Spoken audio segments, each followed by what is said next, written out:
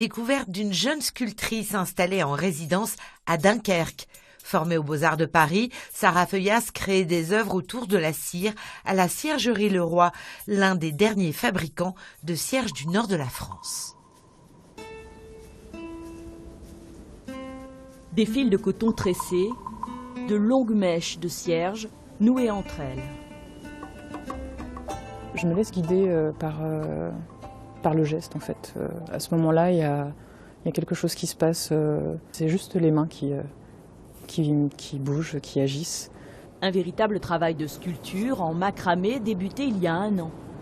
J'arrive au bon moment. Oui, c'est ça. Tu viens de finir une série de tressages. Oui, je m'apprête à aller à la ciergerie pour tremper ces pièces-là. Tremper ses créations dans de la cire, c'est l'objectif de Sarah. Repérée il y a 6 ans par la directrice du Fonds régional d'art contemporain, elle l'aide aujourd'hui à financer ce nouveau projet. Tous les ans, nous accompagnons un artiste avec une entreprise différente. C'est à Boulogne que Sarah et la Ciergerie Le Roi travaillent ensemble. Celui-ci était déjà présenté. Oui, c'est ça, cette espèce de cage thoracique. Ces œuvres qui prennent vie dans l'atelier de la plus vieille ciergerie de France.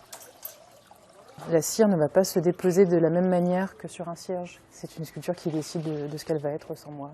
C'est la matière qui décide. Et souvent, ça laisse une grande part de surprise et c'est ça qui me plaît aussi dans cette matière.